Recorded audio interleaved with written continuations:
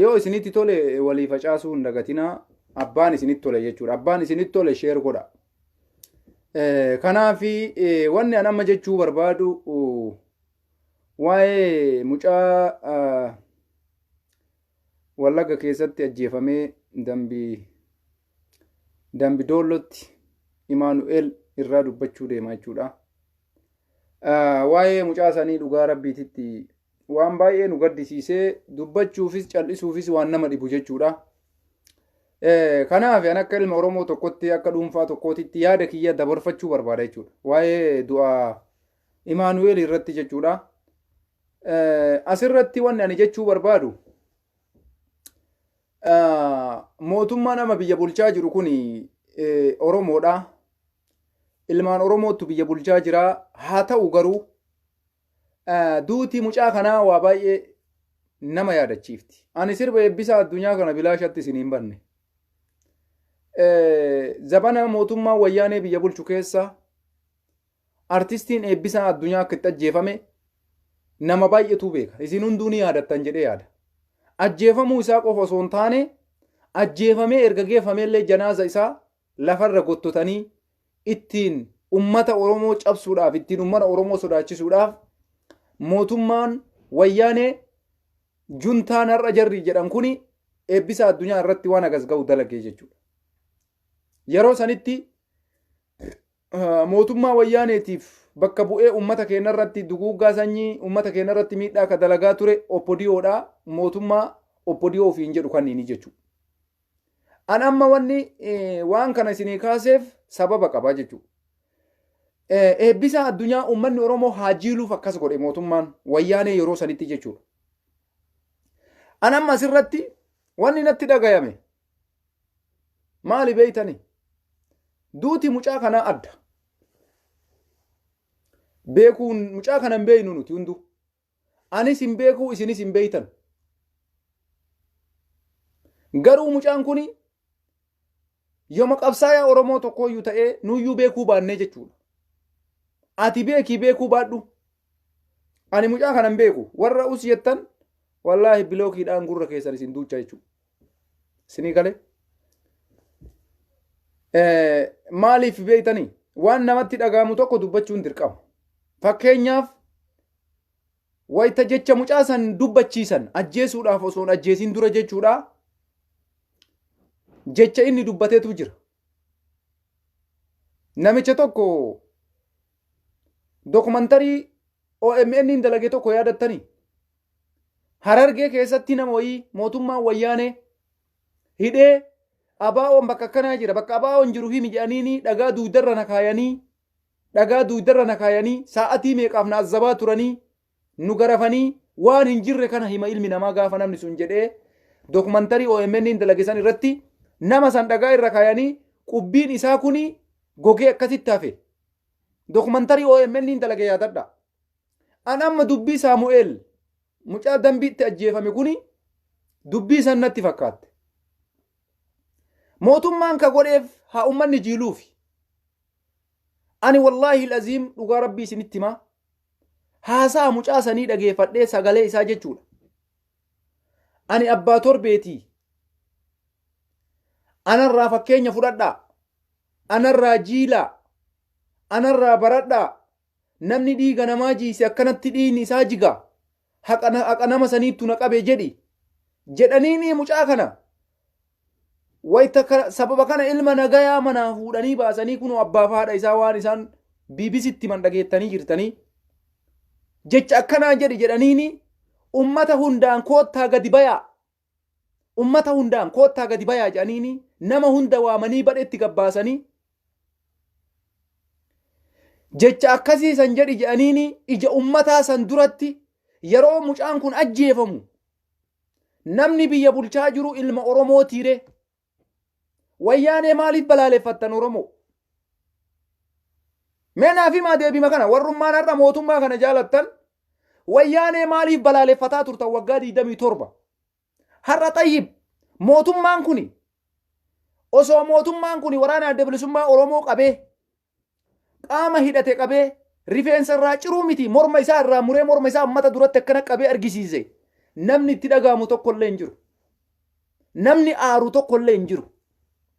Jarri sun beekanii qawwee hidhatanii, beekanii kilaashii hidhatanii mootummaa kanaan wal lolaa jiran. Beekanii rasaasa hidhatanii mootummaa kanaan walitti dhukaasaa jiran. Mucaa miskiina kaddaama mana amantii keessatti mucaa kana warra har'a waan mara wanna hunda wayita gadi yaasan kana maaliif ummata waraana adda bilisummaa Oromoo qabdanii hiitanii abbaa torbeeti abaa'oo shaneeti jedhi jettaniitiniini jara sanirraa ummata barumsa kennuu maaliif dhabdan? Maaliif ilma miskiina mucaa miskiina kanarratti waan akkanaa dalaydan? Oromoodha jettanii Oromoo waan kaleessa wayyaaneen dalayderra deebitanii maa dalaydan? Maaliif qaama hidhate qabdanii akkas hin goone? Maaliif nama masaaraa hidhate qabdanii akkas hin goone? Mucaa miskiina, mucaa waa takka hin beeyne, ka waa takka harkaan qabne, abbaa torbee jedhi jettaniini waan kana na mudata yoo anni isin mudate kana isin mudata of eeggadhaa jedhi jettaniini addabaabayii irratti ummata duratti daa'imman gadi baatee isin laalaa jirti. Jaarsa ummata hunda waamtanii gadi yaa'aa diqqaa guddaan gabbayaa. Dubbadhu abbaa torbeeti jedhi jettaniini yeroo mucaa san ajjeeftan ija kamiin ummata kana hoogganuudhaaf? Ija kamiin biyya san hoogganuudhaaf? Wallaahi ana akka kiyyatti gadda cimanna dhagaya. Baay'ee itti gadde. An Abiyyi Ahmadii miti. Waraana adda bilisummaa Oromoo akka barbaaddetti yoo sitti tole bilcheeffadhuu distitti oytetti cirii nyaadhu. Hidhatee jira si tokkosaa jira. Itti tokkosu jirta. Mee mucama miskiina kana jirana isin aangoo keessan nama miskiina irratti awwaata akka isinitti himu. Isin akka keessanitti waan hunda irraa boodaa dalaydaniimi. Waan hunda irraa boodaa dalaydaniimi. Rabbiin yoo fedhe saniif isin milkeessu. Homa feetan gootanii ummanni haa sodaatuuf. Ummanni haa jiiluuf isin waan sayyoo ka gootan taate ummanni saniif hin jiilu. Ummanni Oromoo kaleessa illee hin jiinne. Eebbisa addunyaa akka inni itti du'en beeytan. Saniifillee hin jiille ummanni Oromoo garraatiitti qabsomatti jira. Garuu mucaa kana gadi baastanii akka godhuun isin har'a ilma Oromootii miti. Maaliif akka gootan xayyiin mucaa kana? Osoma abbama torbee sanuu ta'e harka keessanii gaattanii jirtan. Seeraan itti murteessitanii ummata duratti ajjeesuun sila kuri seera akkami? Seera akkami rabbii jedhamee isinummaan naa himaa? Warrummaan biyya bulchaa jirtan mee isinummaanuu nutti himaa? Seera kami kuni? Gadi yaa'aa ummataan jettanii ummata mana jirullee ka quban qabnellee koottu jettanii waamtanii ija ummataa duratti mucaa sana ajjeeftanii wayita achitti bira deemtan. Seerrummaan mootummaan Itoophiyaa ittiin bulu kun seera akkamiidhaan kana na ajaa'ibe bara. Nam tokko eega seeraan qabamee to'annoo mootummaa jala oole adabbii seeraattuu itti kennama. Murtee lubbuu isaa haa ta'u, hidhaa isaa haa ta'u, jarana Saddam Hussein Gazzaafi waan isin amma mucaa san irratti dalaydan irratti hin dalayne warra ummata fixuudhaan beekaman zabana duraanii keessatti jechuudha. Gootota gaafa murtiin irratti tare manni murtii seeraan taa'ee murtee irratti dabarse. Saddam Hussein gaafa fannifamu jechuudha. Wallaahi billaahi akka isin mucaa kana abbaa torbeeti jettanii ija ummataa duratti ajjeeftan kana inumaayyuu seera addunyaa irra iyyuu hin jiru kun. Seeruma addunyaa irratti waan takkaayyuu arginee dhagayniillee. Isin tokkoffaa Oromoo ta'uu keessan hin wallaaltanii. Wayyaaneen kalee wayyaanummaaf nu miite. Tigreen kaleessa tigrummaaf nu ajjeefte. Isin har'a yoo waraana adda bilisummaa Oromoo ufiin jedhu woboo ajjeestan rakkoo maal qaba? Haga nama nagayaa manaa waamtanii baastanii bosona fiddanii bosona osoo hin taane addabaabayii irra fiddanii abbaa torbee ufiin jedhi. Narratti jiili ufiin jedhi. Narraa eeggadhaa ufiin jedhi. Waan na mudate si mudata ufiin jedhi jettanii ummata duratti ajjeeftan. Maa eega gootanii waraana adda bilisummaa Oromoo boojitanii jara saniin dhukaasina. Maa jara saniin ajjeesina mucaa miskiina abbaa faadha harkaa fuutanii abbaa faadha illee yoo dubbatte sillee si ajjeefna jettaniini reeffa isaanii fudhachuu dadhabnee waan goon wallaallee gara mana keellaa gallee mana teennee boonne jedhe abbaan. Inna lillahi wa inna ilayhi raaji'uun. Wallaahi baay'ee na gaddisiise. Baay'ee na gaddisiise. Oromootu biyya bulchaa jira. Mootummaa Oromootu biyya hoogganaa jira jettanii mucaa afaan Oromoo dubbatu afaan Oromootiin itti dubbataa. Tayyib wayyaanee biyya bulchaa jira har'allee. Wayyaaneetu biyya bulchaa jira yeroo waa dubbattan wayyaaneen harka nurraa mure wayyaaneen akkasin nu ukkaamse ilmaan Oromoo akkas godhe ilmaan Oromoo akkas baase ilmaan Oromoo akkas taate. Tayyib isin maal dalagaa jirtan mee maaluma dalagaa jirtan? Finfinneetti dhadhaa nama obaastan dambi doollotti nama miskiinoo mata kan qabne gadi baastanii abbaa ebaluuf hin jettanii maqaa itti baastanii ummanni haajilu jettanii jommataa duratti ajjeeftan. Kuni wallahi waan takkumallee waan ajaa'ibaati. Garuu ani kana gaddisiise akkaataa isin itti mucaa miskiina ajjeeftan kana na gaddisiise malee qaama hidhatee bosona jiru waraana adda bilisummaa Oromoo irratti tarkaanfii feetan yoo fudhattan natti hin dhagayamu. Abbaa feetan yoo ajjeeftan jaal marroo, jaal sanyii, jaal gullicho, jaal maarree warra hidhatee qawweedhaan isiniin taaggalaa jiru abbaa barbaaddan ajjeesa. Addabaabayii barbaaddan irratti fidaa fannisa. Addabaabayii barbaaddan irratti ijoollee hidhattee bosona jirtu jechuudha. Jarri sun qurxii beekanii isiniin mormaa jiran. Qurxii beekanii isiniin taaggalaa jiran. Haga gaafa du'aniititti isinitti dhukaasanii isin ajjeesuu jiran. Yoo carraa argattanii qabattan ajjeesuudha. Maaliif jara san akkas hin godhinaatiniin mucaa miskiina kunoo rakkoo isaa ministeera mucaa kanaa akka mucaan kun nama siyaasa keessaallee qaama kamiinuu abbaa torbeetii miti. Waraana adda bilisummaa Oromootiin walitti hidhata akka inni hin qabne maatiin isaa ragaa hunda gadi yaasaa jira. Maaliif waan akkanaa dalaytan jaran isin? Aangoo yoo taate yoo rabbiin irra isin bulche irruma bultan. Yoo rabbiin isinii dheeresse ima isinii dheerata. Garuu gocha akkanaa kanaan rabbiilleen isinit dallana. Ilmoon namaallee isinit dallanti. Komisheeshiniin mirga namoomaa Itoophiyaa ijjannoo sirrii baase. Balaaleffachuun isaa waan sirriidha. Garuu abbaa gadaatiin bulla Oromoon gadaan bula jedhaa turtanii. Mucaa miskiina manaa fuudhanii ajjeesan abbaa gadaa eessa dhayxeeti? Maaliif akkuma komishiniin mirga dhala namaa dubbate san hin dubbatin? Ati har'a abbaa gadaati. Oromoon gadaa qaba. Oromoon safuu qaba. Oromoon aadaadhaan bula. Oromoon gadaadhaan bula. Sheeyni kana balaaleffatte jirta? Qeesiin kana balaaleffate jira? Abbaan gadaa kana balaaleffate jira? Mucaan kun abbaa torbeetii miti. Qaama mootummaa qaama waraana bosona jiru kamiinuu walitti hidhatan qabu. Maaliif hin balaaleffatinaa isin? Abbootiin amantaa, jaarsoleen biyyaa, ummanni kenna, ummanni amantii muslimaa, sheekoleen, qeesiin maaliif hin balaaleffatinaa du'a mucaa kana? Mucaa kana maatii isaa irraa fuudhanii abbaa torbeetiif hin jedhanii wayita ajjeesan. Ragaan isaa har'a gadi bayeetiniin akka mucaan kun qaama kamiinuu walitti hidhatan qabne argaa jirtanii. Maaliif hin balaaleffanne? Jaal marroo miti ka du'e jedhan. Jaal sanyii miti ka du'e. Jaal gullichoo miti ka du'e. Ijoollee waraana adda bilisummaa Oromoo qawwee hidhattee deemtuu miti ka du'e. Ilma nagayaa manaa fuudhanii gaafa ilma keessi jala ajjeesanii dubbatta moo hin dubbattu? Subhaanallah, abbaa gadaa qabna jettan. Jaarsa biyyaa qabna jettan. Sheekolee qabna jettan. Ulamaa'ota qabna jettan. Har'a namni waan kanaaf dubbate jira. Guyyaa kami guyyaan isin nu dubbattan? Guyyaa kami guyyaa biyya san keessatti du'a suukaneessaa? Du'a suukaneessaa du'a gadii du'e mucaan kun. Du'a ilmi namaan duune du'e mucaan kun. Maaliif callistan abbootiin amantii? Ka amantii kiristaanaa, ka amantii muslimaa waaqeffataan abbaa gadaa ofiin jettanii warri gadaadhaan biyya Oromoon gadaa qaba, safuu qaba. Maa callistan? Ani waa takkatu na aarse yaa ummata Oromoo, yaa ummata bal'aa. Ani waan takka qofa isiniin jechuu barbaada. Ani bakka kanatti wani na aarse maali beeytanii? Wallaahi billaahi osoo mucaan kuni waraana adda bilisummaa Oromootiin walitti hidhata qabaate, osoo mucaan kuni abbaa torbeetiin walitti hidhata qabaate, diqqishu mallee natti hin dhaga'u. Diqqishu mallee sammuun kiyyallee nan aaru. Diqqishu mallee hin gaddu. Haga qeensa kottee kiyya kanaan gaddu. Maaliif? Waraanni adda bilisummaa Oromoo hidhatee bosona jira.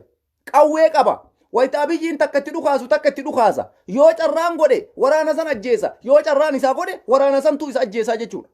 Har'a mucaan kun kana mararraayyuu bilisa. Waan kana mara keessaayyuu jiru. Carraan har'a Imaanu'eel mudate kun yoo bor ilma keessa mudate. Carraan har'a mucaa kana mudate kun yoo bor fira kee mudate. Carraan har'a mucaa kana irra dalagame kun yoo bor sirra dalagame. Waan kana abbootiin gadaa, abbootiin amantii, sheekoleen, qeesiin, muslima, kiristaana, waaqeffataa hundi keessan mootummaa waan kana irratti dura dhaabattanii balaaleffachuu isinirra jira. Nama qawwee hidhatuun loluun rakkoo takkallee hin qabu. Nama qawwee hidhate ajjeesuun rakkoo takkallee hin qabu. Nuti yoo waraana adda bilisummaa Oromoo Abiyyiin ajjeese kaleessa Oromummaadhaan kadhannee dadhabne lakki Abiyyi, lakki Shimallis isin Oromoodha. Ijoolleen hidhattee bosona jirtu ilmaan Oromooti. Lakkaa nagaa buusaa. Isin martuu qabsoo Oromootiif eega deemtanii. Atis eega Oromoo taate, sunis eega Oromoo ta'e nageenni haa bu'u. jennee kadhannee dadhabne warri qawweedhaan deemu qawweedhaan walaa injifatu garuu isin qaama mootummaa biyya bulchuu tokko taatanii shiftaa mitii bar isin jedhan Abiyyi Ahmad ammaati ashabbaarii miti shororkeessaadhaa miti Tayyib shororkeessaan si immoo waraana adda bilisummaa Oromooti amma shororkeessaan si immoo waraana wayyaaneeti amma namni mucaa addabaabayii irratti dhaabee abbaa torbeeti ufiin jedheeni anarraa jiidhaa jedheeni addabaabayii duratti ummata yaasee manaa gadi waamee ummata duratti ajjeese eenyunni mataa keeti osoo mucaan sunuyyuu yakka qabaate addabaabayii san irratti hin fannifamu ragaan itti qoratamee seeraan ragaan itti barbaadamee dhugaadhaan mucaan kun abbaa torbeeti moo abbaa torbeetii miti jedhameetiniin biyya seera qabdu tokko keessatti manni murtii itti murteessee achi booda fannifamus rasaasaan ajjeefamus mana murtiittuu itti murteessa ummata gadi waamtanii nama maraan koottaa gadi bayaa jettanii akka waan istaadiyoomii yookaan tapha kubbaa wayii ilaalchisuu barbaaddanii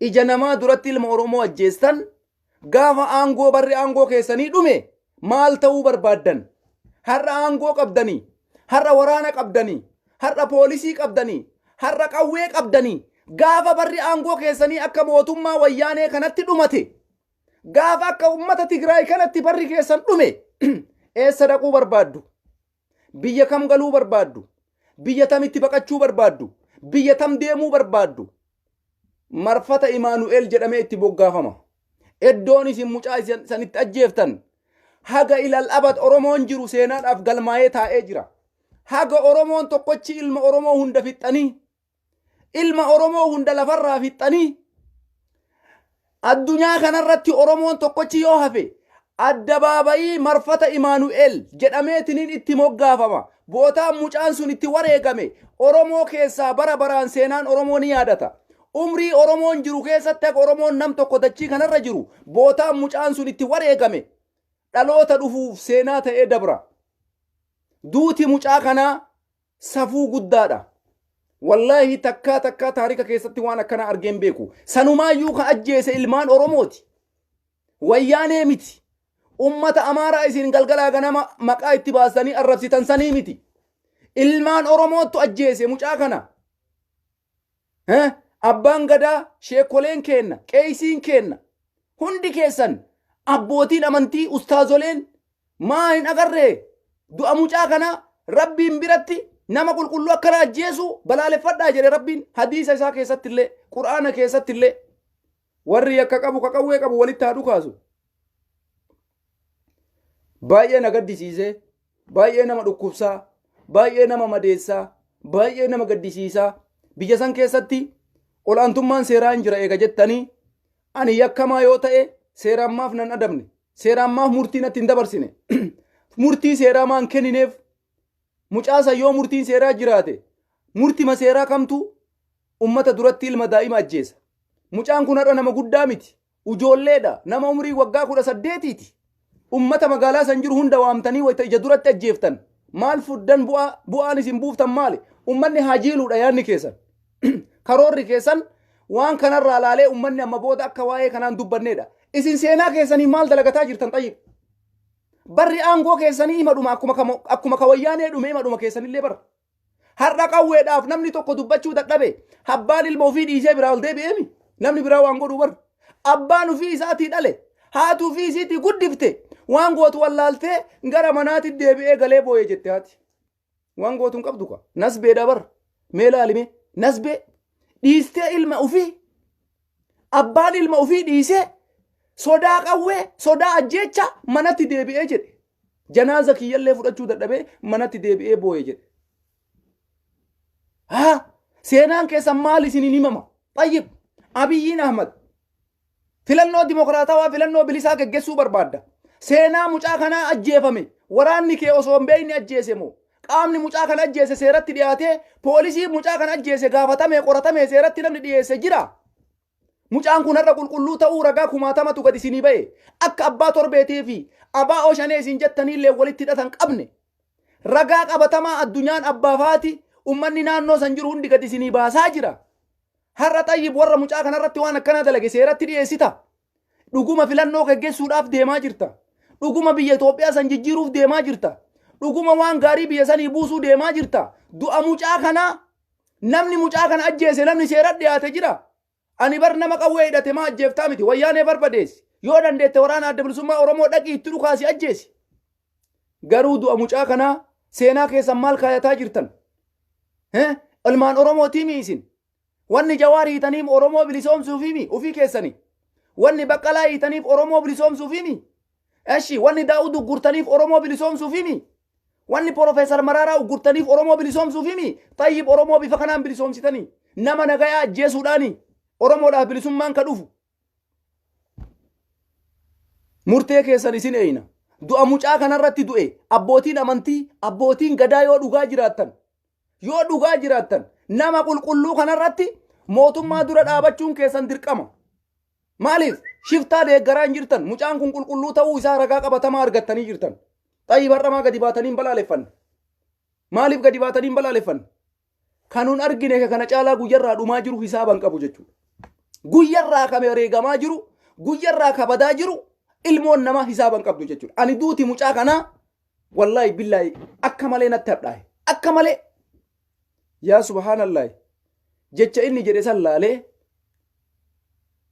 ilmaan Oromoo taatanii maqaa Oromootiin aangotti dhuftanii jijjiirama qeerroo fi qarreetiin aangotti dhuftanii wayita ilma Oromoo jecha akkasii jedhi jettanii diqqaa guddaan gadi bayaa jettaniini ummata duratti ajjeeftan. Seenaa keessanii maal kaayattan? Shimallis Abdiisaa seenaa keetiif maal kaayatte? Seenaan maaliin si yaadata yaa Shimallis? Guyyaa tokkocha har'a fakkeenyaaf guyyarraa poolisii eebbisaa jirtan, guyyarraa waraana eebbisaa jirtan. Rakkoon qabu qawwee osoo hin taane dhibamtanii du'uu dandeessan.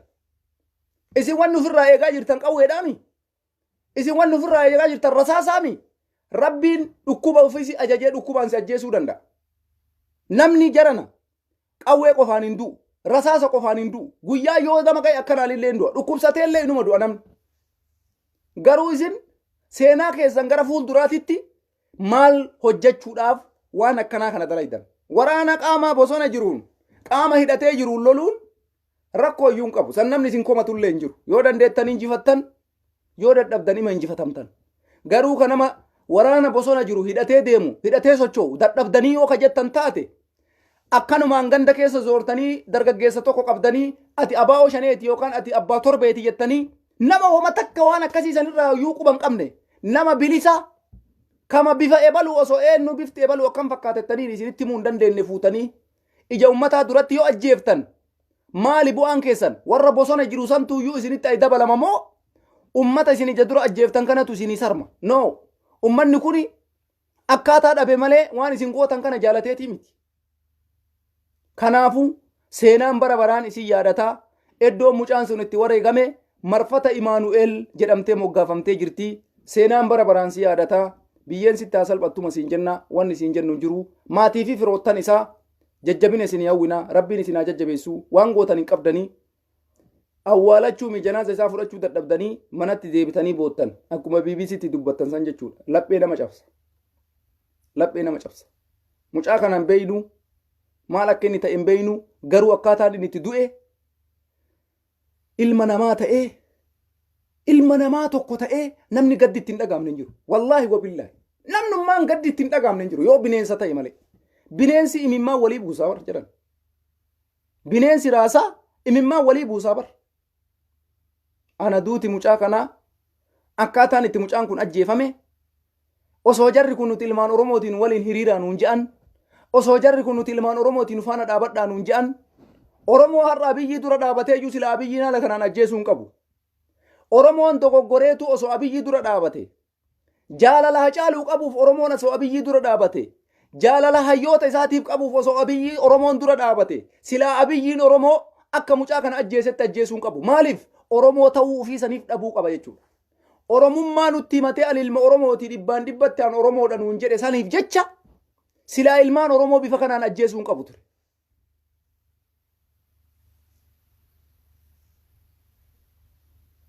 Kanaaf baay'ee natti dhagaamee baay'ee na gaddisiisee wanni godhamullee hin jiru. Haga Rabbiin isin milkeessaaf isin hin milkeessus waan biraati. garuu waan akkanaa waan nama gaddisiisu yakka akkanaa yakka suukaneessaa nama nagaa irratti hin dalagina. Warra hidhate qaba ajjeesaa akka barbaaddanii gadi baasa. Sanumaayyuu eega nama tokko silaa qabdanii boojitan seeraan mana murtiittu jira, mana hidhaattu jira, achitti hiitanii tarkaanfii irra fudhachuudha malee oluma ka'eetiin namni nama nagaa tokko akkanuma hin ajjeesu.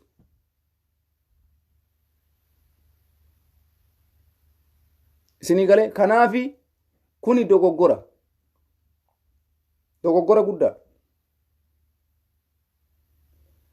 Nama kamiyyuu nama yakka takka hin qabne, nama badii tokko hin qabne, nama bilisaa ka osoo yakka takka hin qabne akkanaan ajjeefame balaaleffachuutu isinirra jiraata. Abbootiin amantaa, abbootiin gadaa, jaarsoleen biyyaa, sheekoleen balaaleffachuutu isinirra jiraata. Nama nagaa tokko jechuudha bakka. Du'uun qabu. Mootummaalleen afaaniin akkasuma jedha ufiin ajjeesa. Kuni maaliif ta'a? Sirrii miti jechuudha. Dogoggora guddaadha. Walumaa galatti rabbiin keeriyaa godhu. Wanni godhamullee hin jiru. Haa ta'u garuu seenaan ol kaayama seenaadhaaf. Seenaadhaaf barreeffamee ol kaayama. Mootummaan akkuma fedhellee yoo bulche aangoo irraa bara tokko numa bu'a. Bara tokko aangoo inuma gadhiisa. Haa turuu haa daddafu.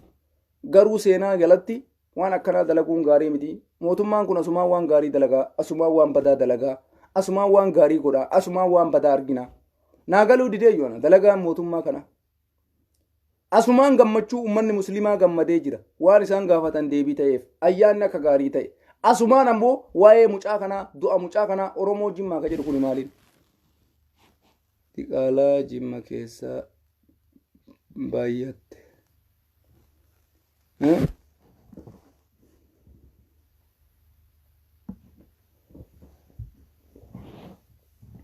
Akkasi kanuma Oromoo gaddumana dhagaame dubbachuu barbaade waan biraa waa takka illee haasa'uun barbaadu waa'ee mucaa kanaa duuti mucaa kanaa na gaddisiifteetuma jennaan dhufee dubbadhe yoo ka balleessullee taate dhiifama naa godhaa. Ana garuu baay'ee natti dhagaame baay'ee na gaddisiise. Rabbiin ummata Oromoo rahmatan haa godhu. Rabbiin abbaa miskiinaati haa tumsu. Galatoomaa fayyaataa warra gammaatitti nu faana turtan. Guyyaa gaarii halkan gaarii isiniin jedhaa nagaatti.